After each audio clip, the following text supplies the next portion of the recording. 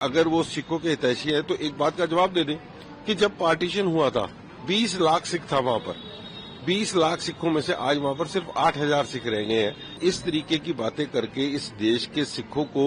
دیش پرستی سے نہیں ہٹا سکتے، لوگوں کو دیش کے خلاف نہیں کر سکتے، کیونکہ جو سکھ قوم ہے وہ اس دیش کی سب سے زیادہ میں کہہ سکتا ہوں ایک وطن پرست ہے۔ پاکستان کی آرمی کو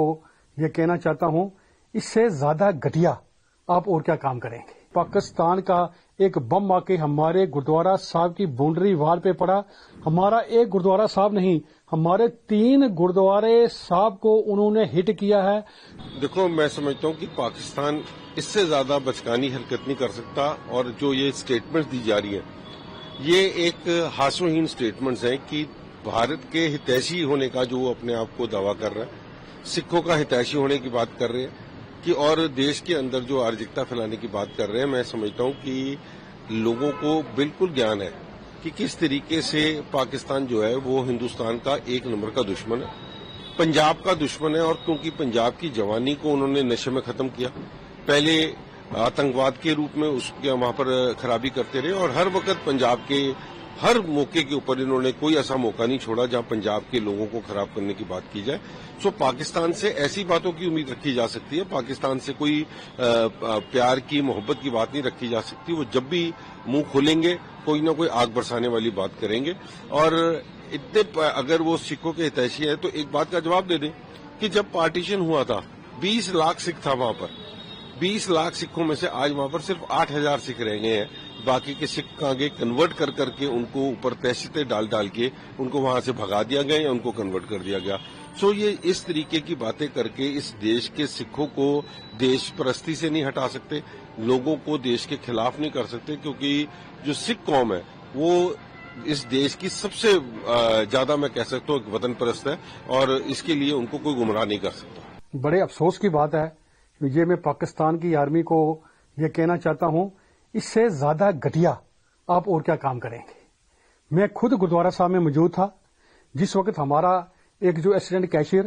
گردوارا صاحب کا ہے جو اس وقت شہید ہوا ہے، وہ سری اکھنڈ پاٹ صاحب کی ڈپٹی دے کے تو آ رہا تھا، تو اسی وقت کوئی 5 منٹ کے بعد 2 منٹ کے بعد وہ میرے سے باتیں کر رہا تھا۔ اتنے عرصے پاکستان کا ایک بم آ کے ہمارے گردوارا صاحب کی باؤنڈری وال پہ پڑا،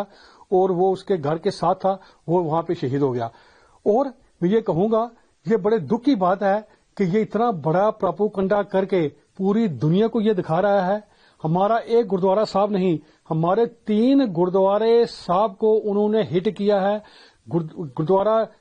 سری گرو سنگھ سبھا پونچھ، جو پونچھ کے اندر بہت بڑا گردوارا ہے، اس کے ساتھ ساتھ ہمارے گاؤں میں گردوارا کرشنا گھاٹی پونچھ، وہ گردوارا صاحب، اس کے ساتھ ساتھ ہمارا جموں کشمیر کے اندر سکھی کا ایک بہت بڑا گھر، جو کہ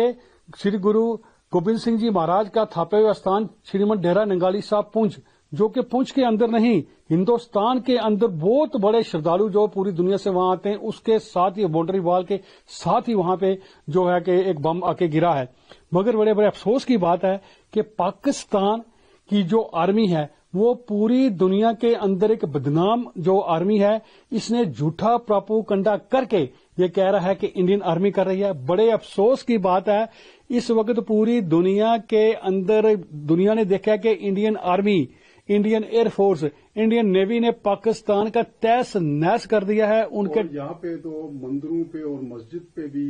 ان کے اٹیک ہوئے ہیں۔ سر میں یہ کہوں گا، مندروں میں اٹیک ہوئے ہیں، مسجد پہ اٹیک ہوا ہے، اس کے ساتھ ساتھ یہاں پہ ہمارا ایک مدرسہ ہے، اس مدرسے